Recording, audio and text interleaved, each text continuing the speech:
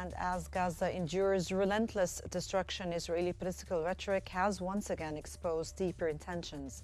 After openly speaking about rebuilding settlements in northern Gaza, Defense Minister Israel Katz quickly reversed course under U.S. pressure. Yet on the ground, the occupation army continues expanding buffer zones and entrenching control, while Gaza's healthcare system collapses and crossings remain sealed. Is Katz's reversal a tactical maneuver or just a strategic retreat? And how do Israeli internal politics, U.S. backing, and the Trump administration's Gaza plan intersect? And I'm Salma El-Fiki, and welcome to In Depth.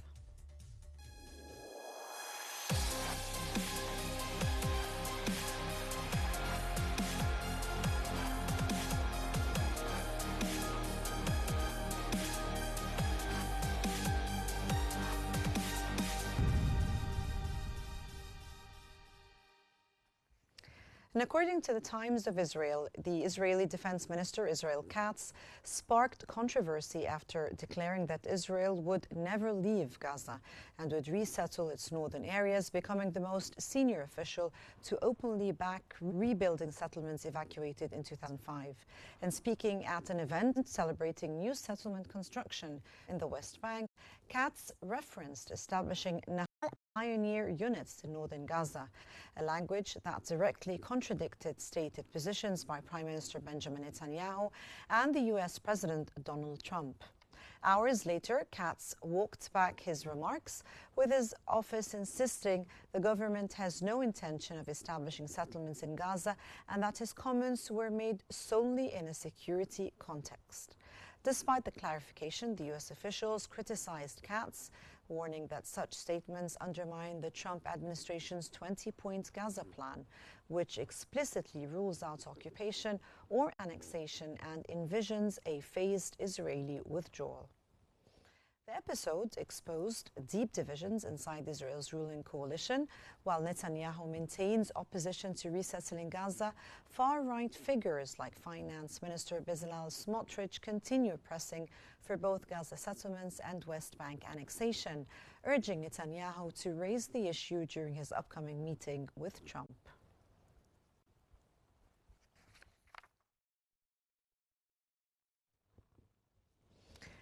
And according to the Jerusalem Post, the United States sharply criticized Israel after Katz made remarks suggesting Israel would not withdraw from northern Gaza and would establish the Nahal nuclei in areas evacuated in 2005. U.S. officials told the paper that such statements are counterproductive, warning that the more Israel provokes, the less the Arab countries want to work with them, particularly as Washington seeks regional cooperation around Gaza's future. Following the backlash, Katz walked back his comments. Katz also told Reuters that Israel does not plan to resettle Gaza, clarifying his position in an English-language statement. U.S. officials reaffirmed their commitment to President Donald Trump's 20-point Gaza peace plan, which rules out occupation or annexation and calls for a phased approach to security, governance, and reconstruction. Despite the clarification, Katz's initial comments were welcomed by settlement groups, exposing tensions between Israeli domestic politics and the U.S.-led diplomatic efforts.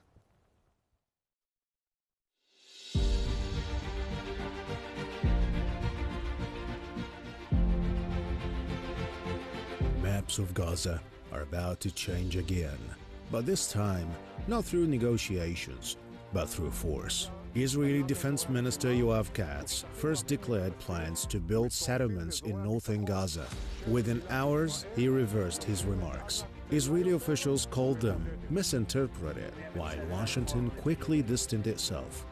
The U.S. official said the United States remains fully committed to President Trump's 20-point peace plan and expects all parties to adhere to their commitments.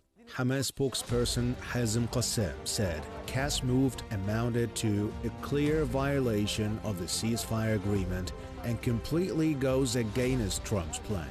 Katz's comments directly clashed with the U.S. ceasefire agreement that calls for a gradual Israeli withdrawal and rejects new settlements. Despite public retractions, Katz confirmed the occupation army will remain in Gaza indefinitely, underlining long-term military control.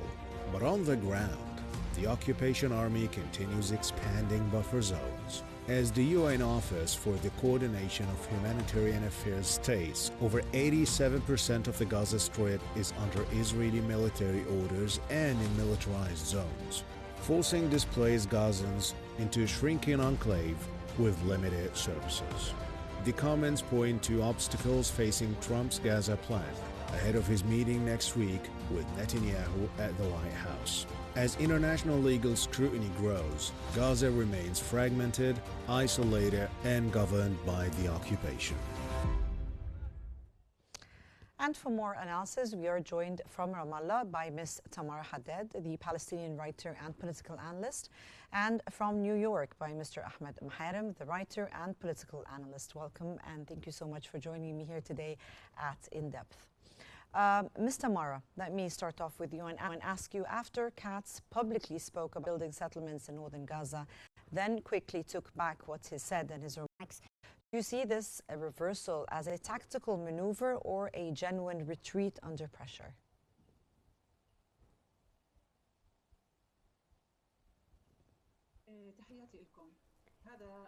Greetings. Actually, I think this kind of withdrawing the statements is just a tactic move. It's not a real withdrawal. No, it's actually a kind of withdrawal just because of the pressures that he has. And maybe this kind of withdrawal is because of all the pressure that he's being under because of US and because of the other nations who are saying that these statements are totally against Trump's declarations and against peace treaty.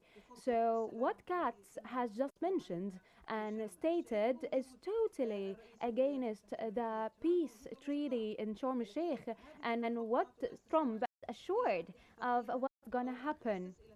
He is also said that this is gonna have a kind of a treaty or a truce, a kind of a settlement but between all these conflicted parties.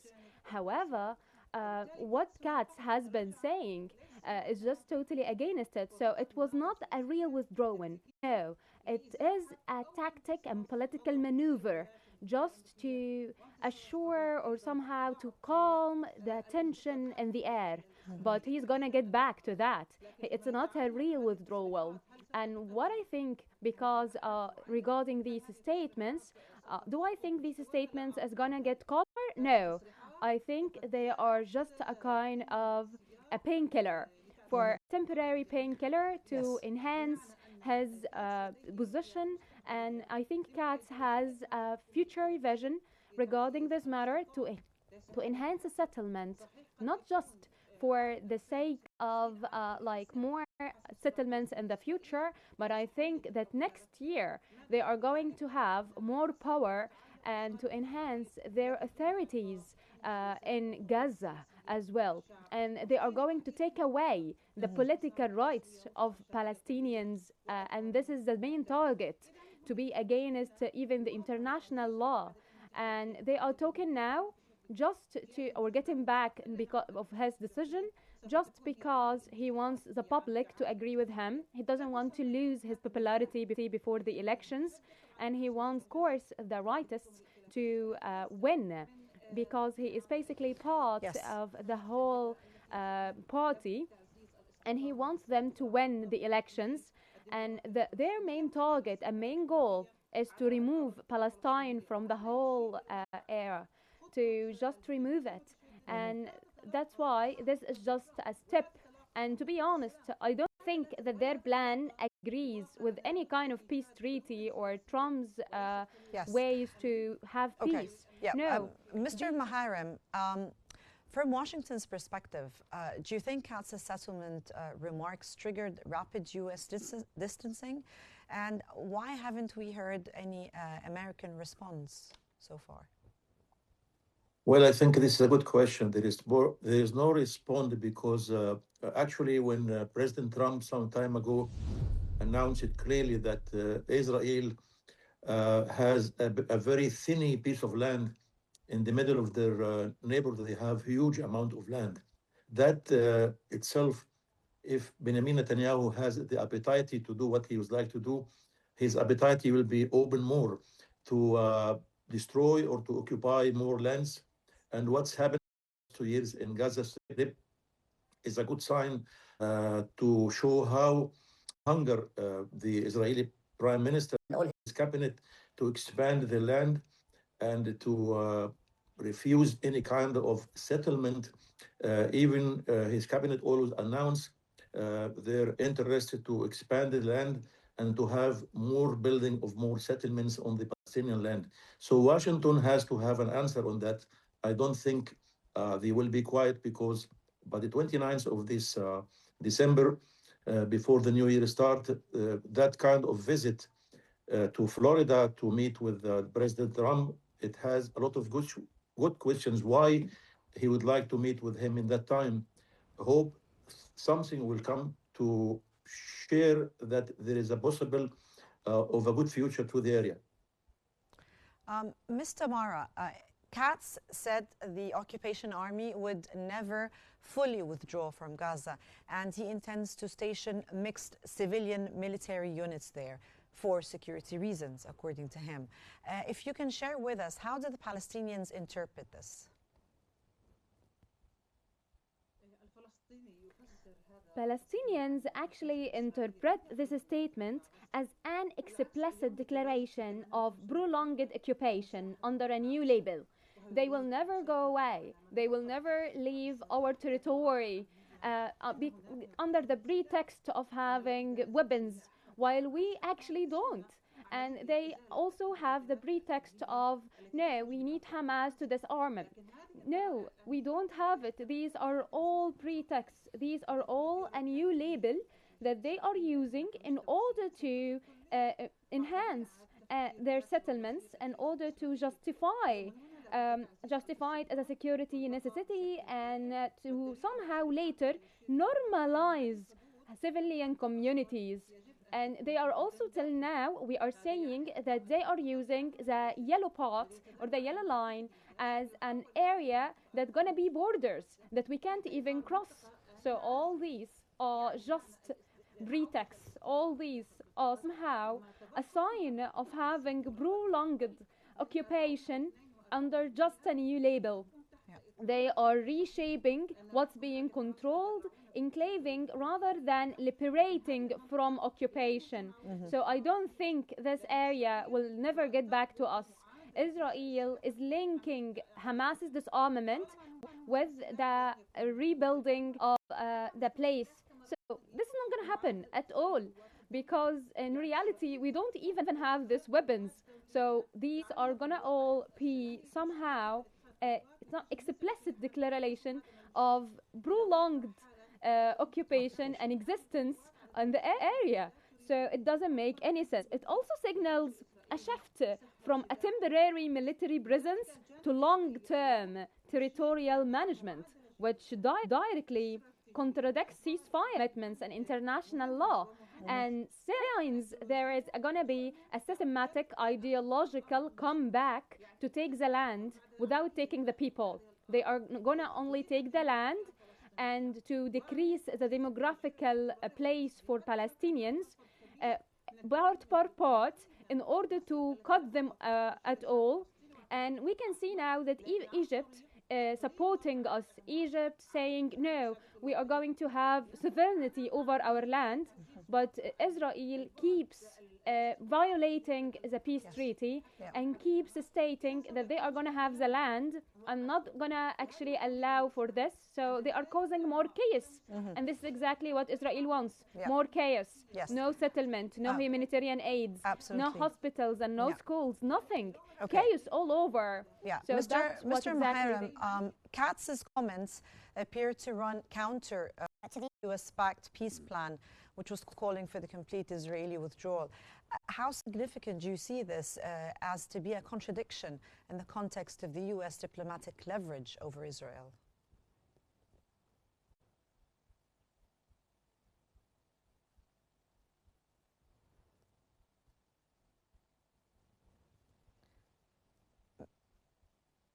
Mr. Muharrem, can you hear me? Yeah, that question for me. Okay, I Yes. thought it's for the other Do you guest. want me Yeah. to repeat it for you, or? Yes, please. Yes, Yes, please. I was just asking that Katz's comments appear to run counter to the US-backed peace plan, which is calling for the complete Israeli withdrawal.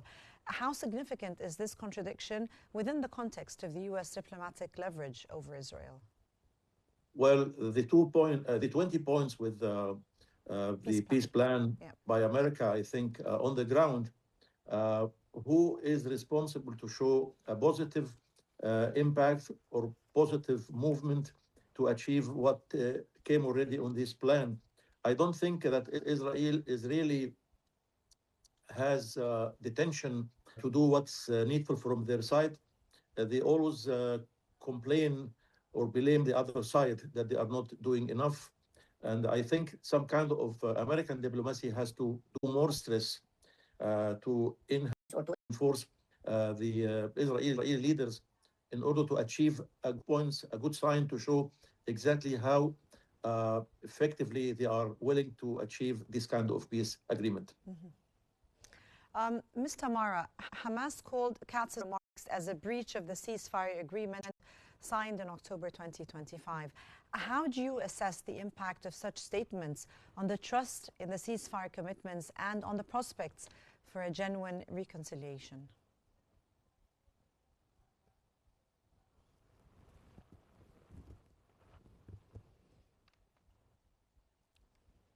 Okay.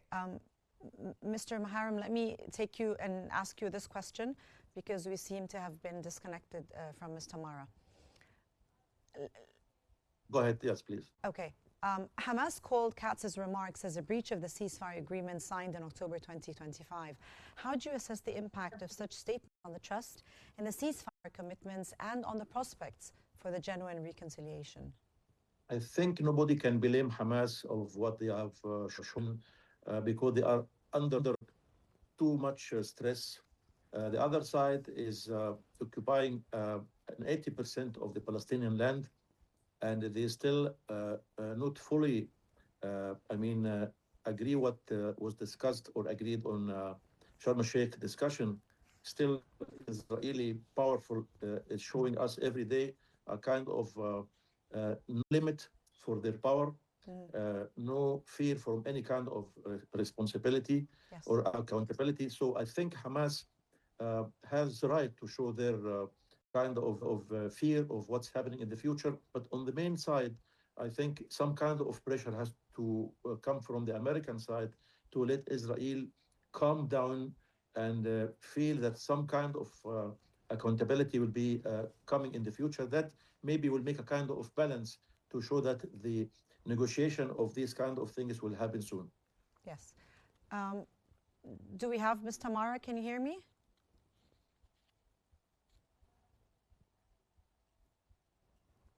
Okay, Ms. Tamara. The Israeli media report that Netanyahu is preparing for a meeting with Trump in Washington. Given his recent statements on Gaza and settlement rhetoric, what signals do you think Netanyahu is trying to send to Trump about Gaza, especially that Israeli media reports that Netanyahu might propose making the yellow line the actual borders of Gaza, as you were just mentioning earlier on?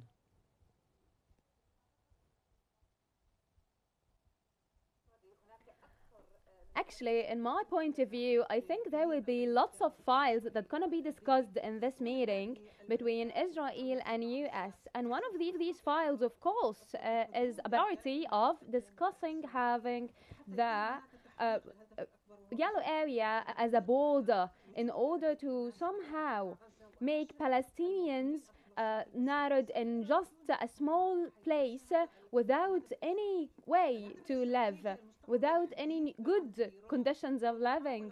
And this is actually the new strategic goal for Israel in order to destroy Palestinians totally and also to target Iranian. They are going to also the Iranian file and to get the green light from US in order to start hitting also in Lebanon. So somehow they are launching full war, not just on Palestinian people, but also on Iran, on Hezbollah in Lebanon. So till now we find Hezbollah refusing to disarm themselves. which is something that they are taking it as kind of an evidence that they are threatening them, and they are using it as a way to say that they are gonna hit Iran and gonna hit Hezbollah as well. So whether when it talks to about Hezbollah, whether we are going to talk about pressuring Iran, these files are all very important. Also, we have the Turkish file. As we can see, Israel has always talked about how Turkey is kind of a threat itself, and there are some changes in the alliance between Cyprus, Greece, Israel, and they want also to determine somehow and to deteriorate that as well, to destroy the Turkish file as well. They want to settle the whole area, and we can find also that they can see that this kind of temporary turns into decade-long reality. Buffer zones consistently result in land loss, displacement, restricted movement with no clear end point. Palestinians, therefore, somehow see these claims as linguistic tools to reduce international scrutiny rather than reflect genuine intent. And somehow Netanyahu wants Trump to agree with him and wants him to turn this as a border. And I totally think that this meeting is going to change a lot of things. It's going to change in a lot of files. Gaza is going to be just a file, but we are going to have lots of files that are going to be discussed as well, and they are going to reshape the whole Middle East, in my point of view, because Netanyahu would try to persuade Trump with launching war on lots of things, on lots of places. Iran, Lebanon, Palestine, so not just Gaza. So I think somehow a lot of decisions will be made in this meeting, and they are gonna be in line with what Netanyahu wants. So we need to be so cautious of this one, and maybe there will be also some sanctions at least imposed on Iran, or maybe there will be some sanctions on Lebanon so that Hezbollah would disarm themselves. So we can find these are becoming reality, harsh reality that we can't even wake up from. So this is a very harsh reality we are living, maybe a kind of nightmare, and a future is hard to be taken regarding this matter. Let me move to Mr. Muharrem. The U.S. officials, sir, reiterated full commitment to the Trump-brokered peace plan. In your opinion, sir, is this, do you think, a reaffirmation of the substantive pressure or just a diplomatic formality? I think a diplomatic formality, because we have to see something on the ground tangible. If the appetite of the Israeli Prime Minister to have this fake fact about the new border or the yellow line, that's all kind of promising. And he would like to have the blessing from President Trump, like what he gave him previously, Al Golan, to be Israeli land. I think in this coming meeting, 29th of this month, I think Benjamin Netanyahu still have the hope and the appetite to get a green line from President Trump, that what he is dreaming of, it can be reality as well. Mr. Mara, reportedly, a U.S. official said that the United States remains fully committed to President Trump's 20-point peace plan and expects all parties to adhere to their commitments. How do you think, realistically, is this enforcement of these diplomatic expectations, given repeated reversals? Do you think it's actually going to be enforced?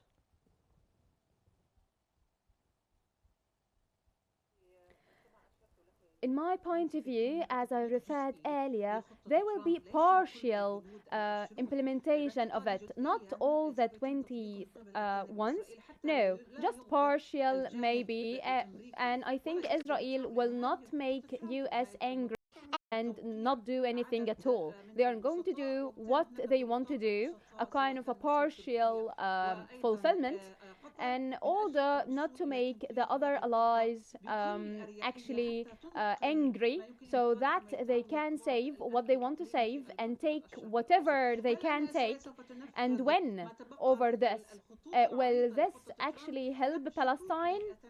Well, there are a deeper line with that. There are many ways to talk about it.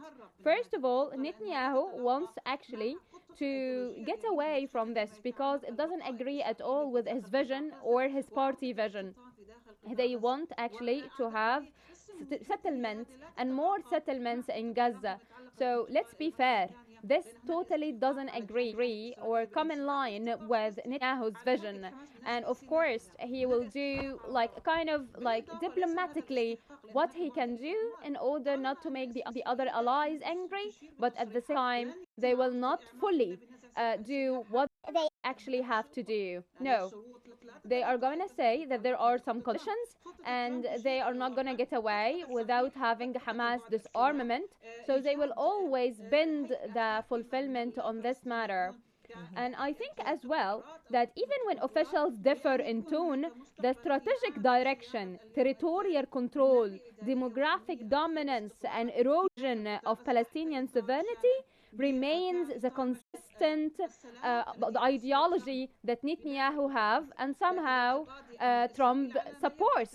So I think that Israel getting away or trying to maneuver around getting more reconstruction for Palestinians, and they are saying that there will be somehow conditions bending on that. So we need to have the last body of the soldier, of Israeli soldier, and after that they are going to say Hamas, and Hamas has weapons. So every time they are going to get a condition or a kind of a label in order to continue their presence in Gaza, and they are not going to ever allow it to be fully actually applied on reality. And I think Israeli will always exploit what's happening, and because its main target is to exploit the land, to actually remove them and erase them from, and in order to have more demographic dominance, and these are all steps in order to get away from that. Yes. Mr. Muharrem, how does the internal Israeli politics, especially the far-right pressure, complicate the U.S. efforts, do you think, to present Israel as a responsible partner? Israel is depending chiefly upon America, that's historically. But for the last 2 years of the war with Gaza, Israeli Gaza, it shows like they put America and America diplomacy in deep kind of instability to the area. America is losing actually some kind of the good diplomacy around the world in order to gain more friends. They are losing some friends, and some of those friends become enemy to America because their support fully blindly to Israel. I think Israel is pushing America in different ways, that any kind of local decisions regarding the elections in the depths of America, all the Israeli efforts, the AIPAC, which it has 3 million people member in the United States of America. I think that kind of pressure from the Israeli either foreign diplomacy or inside America has a lot of different impact and sometimes negative impact to the American diplomacy around the world. Mr. Amara, Katz's initial rhetoric appears aligned with far-right figures, maybe like Smotrich, who are advocating annexation. Do you think is this a policy drift or just a coordinated ideological project, in your opinion?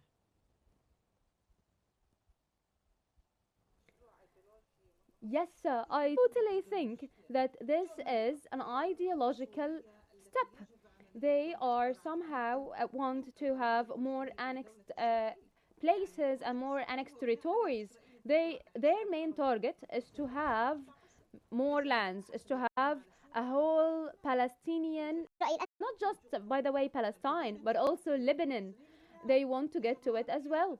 And of course, not just for demographical borders, no, they have their own ideology, whether with Smotrich or even the whole party, and even Netanyahu particularly, they religiously believe that they would like to actually do what they have in their religion. They want to have the full Western Bank as if it's a part from Yehuda and Samara as it's a part of their land religiously. They are going to use this agenda and this pretext always. Also, there will be also some economic projects that they target Gaza. They want to have Gaza in order to use it as an investment, as an economic place, outpost for them. They still have it as a target, as priority. They still believe that they need this in order to actually fulfill the promise that they were promised in the religion. And they are going to use some security unfortunately, pretext. I'm running out of time, and that was Ms. Tamara Haddad, the Palestinian writer and political analyst, and Mr. Ahmed Maharem, the writer and political analyst. Thank you so much for your insights. And this brings us to the end of today's episode for In Depth, and thank you for joining us, and stay tuned for more updates on Q News.